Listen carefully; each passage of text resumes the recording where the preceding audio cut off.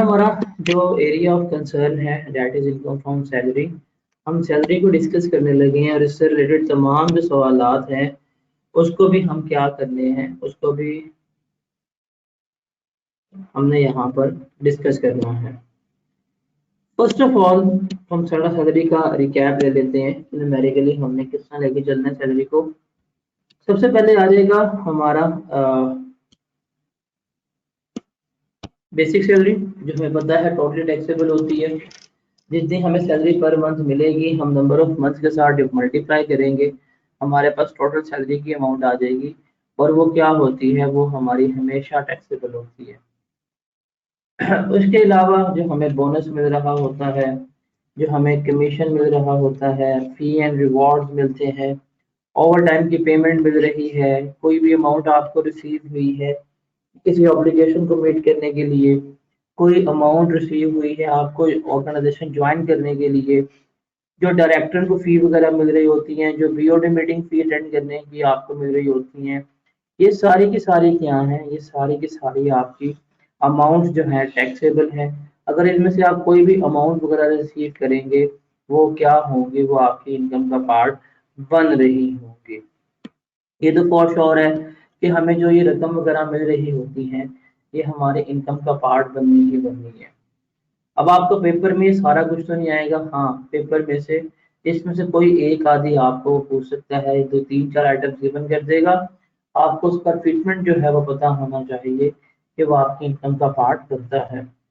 उसके अलावा जो आपको अलाउंसेस वगैरह मिल रहे होते हैं वो भी जो आपकी जिससे पर्सनल बेनिफिट हो रहा है वो सारे के सारे आपके क्या होते हैं, टैक्सेबल होते हैं। अगर आपको वर्किंग सप्लीमेंट के लिए कोई अमाउंट वगैरह मिली है वो भी टैक्सेबल है। जो आपको स्पेशल मेरिट अवार्ड्स मिलते हैं ये भी टैक्सेबल है। लीव फेयर असिस्टेंस वगैरह जो होती है वो भी अगर आपको मिल रही है, या अगर आपको एयर टिकट की रीइंबर्समेंट वगैरह मिल रही है वो भी क्या होती है, टैक्सेबल होती है। उसके अलावा अगर आपके पर्सनल एक्सपेंसेस थे जो आपने पे आउट कर दिए थे और उनके बाद में रीइंबर्समेंट कर दी गई है, आपको वापस कर दी गई है, जैसे आपने अपने घर का बिल पे किया लेकिन आपको बाद में पैसे वापस दे दिए गए हैं, आपने मेडिकल का खर्चा किया आपको पैसे वापस दे दिए गए, आपने बच्चों की फी पे की आपको पैसे वापस दे दिए गए। तो जो ये पर्सनल एक्सपेंडिचर्स की रीइंबर्समेंट होती है ये भी क्या है, टोटली टैक्सेबल है, आपकी इनकम का पार्ट ये बन जाएगा। उसके अलावा जो आपको ऑफिशियल ड्यूटीज के लिए अलाउंसेस वगैरह मिल रहे होते हैं, जो ऑफिशियल ड्यूटीज परफॉर्म करने के लिए अलाउंसेस मिले हैं वो एग्जाम्प्ट होते हैं,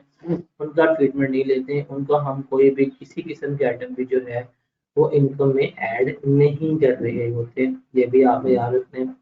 उसके अलावा अगर एम्प्लॉय की कोई लाइबिलिटी जो है थी आपने पे कर दी है, एम्प्लॉयर ने पे कर दी है, कोई थर्ड पार्टी ऑब्लिगेशन जो है था वो आपने पे कर दिया है, तो वो भी क्या होगा, वो जो अमाउंट वगैरह पे की जाएगी वो आपका बेनिफिट कंसीडर होगा, वो आपकी इनकम में ऐड कर दिया जाएगा। उसके बाद जो आपके बिहाफ के ऊपर जो एम्प्लॉयर की ऑब्लिगेशन थी, मतलब आपने एम्प्लॉयर से लोन लिया हुआ था वो क्या कर दिया है, उसने वेव ऑफ कर दिया है, माफ कर दिया है, तो वो भी बेनिफिट होगा, और वो जो बेनिफिट जितना भी दिया जाएगा वो सारे का सारा आपकी इनकम में ऐड हो जाएगा।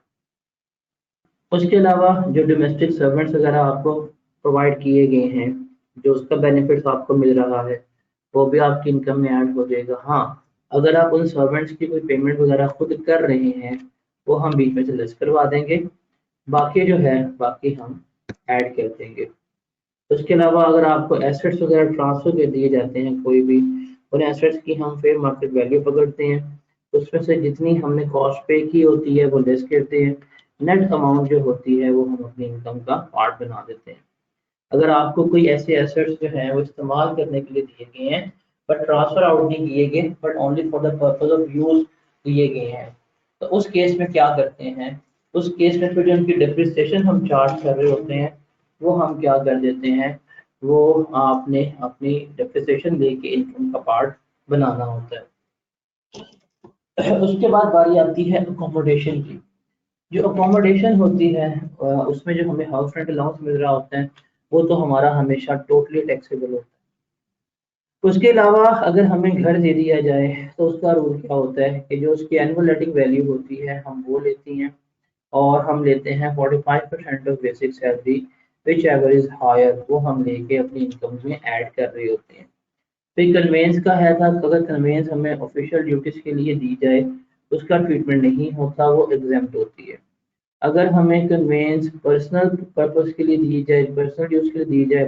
तो हम क्या लेते हैं, उसकी कॉस्ट का 10% ले लेते हैं, या अगर गाड़ी लीज पे ली गई है तो हम उसका 10% लेके क्या कर देते हैं, अपनी इनकम में ऐड कर देते हैं, अपनी इनकम का पार्ट बना लेते हैं।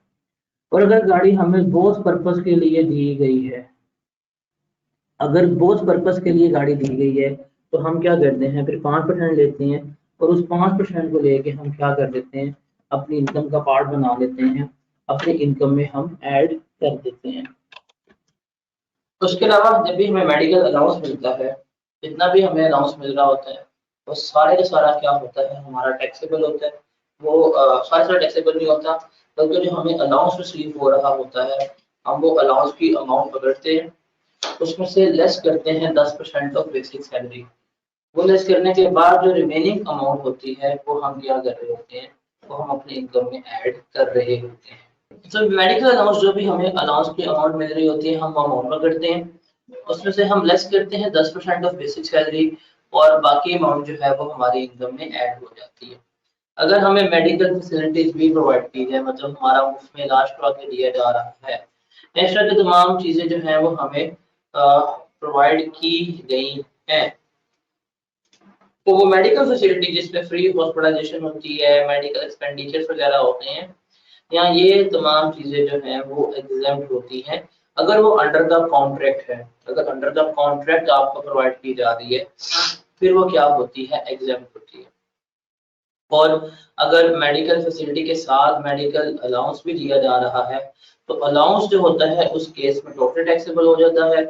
फैसिलिटी जो है वो हमारी एग्जाम्प्ट हो जाती है। और अगर facility not under the contract है तो उस केस में फैसिलिटी जो होती है वो हमारी टोटल टैक्सेबल होती है, और जो अलाउंस जो है वो हमारा नॉर्मल रेट पर ट्रीट हो रहा होता है। उसके बाद अगर लोन की बात करें, अगर आप इंटरेस्ट फ्री लोन लेते हैं तो आप उसका बेनिफिट कैलकुलेट करते हैं कैसे, जो 10% के ऊपर आप जो आपने अमाउंट ली होती है लोन की उसको मल्टीप्लाई करते हैं बेंचमार्क रेट माइनस जिस परसेंट के ऊपर आपने लोन लिया होता है, जो बेनिफिट है वो आपका ऐड हो जाता है।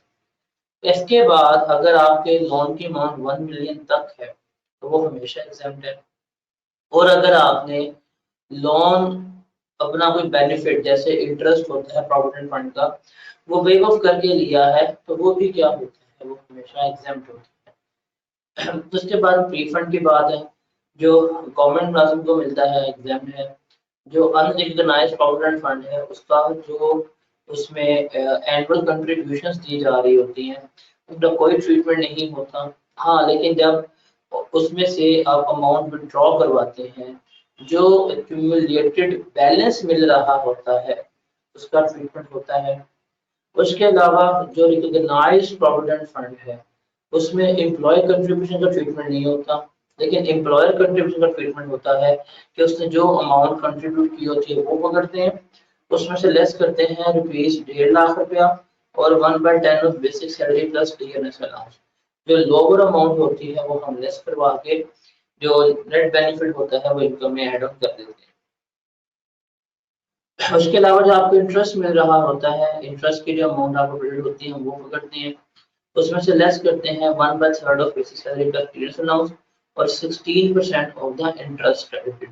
जो इसमें से हायर अमाउंट होती है वो हम लेस आउट करवा लेते हैं, और नेट बेनिफिट हम क्या कर देते हैं, हम इनकम में ऐड कर देते हैं।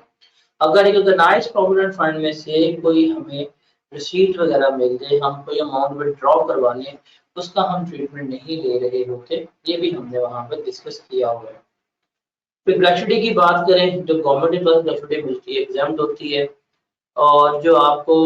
फंड से मिलती है वो भी एग्जाम्प्ट होती है। जो स्कीम से मिल रही होती है वो 3 लाख तक एग्जाम्प्ट है। जो अनअप्रूव्ड ग्रेचुटी होती है उसमें से 75,000 या 50% of the amount receive which ever is lower, वो हमारी एग्जेम्प्ट होती है। पेंशन नॉर्मली एग्जेम्प्ट है, लेकिन अगर आपको एक से ज्यादा पेंशन मिलना शुरू हो जाए या अगर आपने री एम्प्लॉयमेंट इख्तियार कर ली है तब पेंशन आपकी टैक्सेबल हो जाती है। लेकिन अगर आपकी उम्र 60 साल से अबव है तो पेंशन हर केस में एग्जेम्प्ट होगी। फिर एम्प्लॉय शेयर स्कीम की बात करते हैं। जब आपको ऑप्शन दी जाती है वो टैक्सेबल इवेंट नहीं है, उसका कोई ट्रीटमेंट नहीं होता। लेकिन जब अगर आप उस ऑप्शन को डिस्पोज कर दें और उस डिस्पोज ऑफ करने से अगर आपको कोई गेन वगैरह मिल रहा हो तो वो गेन हम कैलकुलेट करते हैं, मतलब जो हमें कंसिडरेशन मिल रही होती है हम वो कंसिडरेशन पकड़ते हैं कि ये मेरी कंसिडरेशन है, इसमें से हम लेस करते हैं जो हमारी कॉस्ट वगैरह इनकर हुई थी, तो नेट बेनिफिट हमारा इनकम में ऐड हो जाता है। फिर जो हमने शेयर एक्वायर हम किए होते हैं, अगर विदाउट रिस्ट्रिक्शंस हमें शेयर दे दिए गए हैं, हमने ऑप्शन एक्वायर कर ली, now we were waiting for the acquisition of shares, हमें शेयर्स इशू कर दिए गए हैं, बट वो जो शेयर्स हैं थे वो हमारे क्या थे, वो हमारे विदाउट रिस्ट्रिक्शन थे, उनके ऊपर कोई किसी किस्म की रिस्ट्रिक्शन वगैरह, कोई किसी किस्म की पाबंदी वगैरह नहीं लगी हुई थी। तो उसका ट्रीटमेंट क्या होता है कि जब हमें शेयर इशू किए जाते हैं उस दिन उनकी फेयर मार्केट वैल्यू उसमें से लेस करते हैं जितनी हमने कॉस्ट वगैरह पे की होती है। जो बेनिफिट होता है वो हमारा सैलरी में ऐड कर दिया जाता है। अगर शेयर हमें दे दिए गए हैं, ट्रांसफर कर दिए गए हैं, बट वो शेयर जो है थे वो रिस्ट्रिक्शंस थे, तो फिर हम क्या लेंगे, फिर हम उनकी जो फेयर मार्केट वैल्यू होगी वो उस दिन जब उनका राइट टू ट्रांसफर हमें मिल रहा होता है, जब उनकी रिस्ट्रिक्शंस जो है वो अपलिफ्ट हुई होती है, उस दिन हम क्या लेंगे, उस दिन की फेयर मार्केट वैल्यू लेंगे, उसमें से लेस कर देंगे जितनी कॉस्ट हमने पे की होती है, वो सारी की सारी कॉस्ट लेस कर देंगे। ऑप्शन की कॉस्ट होती है, शेयर की कॉस्ट होती है, तो नेट बेनिफिट जो होगा वो हमारा सैलरी में ऐड हो जाएगा। और अगर आपको रिस्ट्रिक्टेड शेयर्स ट्रांसफर किए गए हैं और आप उनके रिस्ट्रिक्शन अपलिफ्ट होने से पहले ही उनको डिस्पोज ऑफ करते हैं, तो जो उनकी फेयर मार्केट वैल्यू आपको रिसीव होगी या जो भी आपको प्राइस रिसीव होगी वो उसमें से लेस करेंगे वो कॉस्ट शेयर्स की क्या थी और आपने कितनी अमाउंट वगैरह पे की थी वो लेस करेंगे, रिमेनिंग बेनिफिट जो होगा वो आपकी सैलरी में ऐड हो जाएगा। और अगर आप शेयर्स को डिस्पोज ऑफ और शेयर्स को फ्री ट्रांसफर होने के बाद डिस्पोज ऑफ करते हैं तो उसका गेन जो होगा वो आपका इनकम फ्रॉम कैपिटल गेन का पार्ट बन रहा होगा। आप इसको जाकर कैपिटल गेन में डिस्कस कर रहे होते हैं। तो ये समरी शीट आपके पास होनी चाहिए जब आप सैलरी को प्रैक्टिस कर रहे हैं या सैलरी के बारे में पढ़ रहे हैं, बिकॉज ये पूरे के पूरे न्यूमेरिकल्स भी आपके करवा देती है और ये थ्योरेटिकल बेसिस क्वेश्चन जो है वो भी आपके करवा रही होती है, तो बड़ी इंपॉर्टेंट है ये।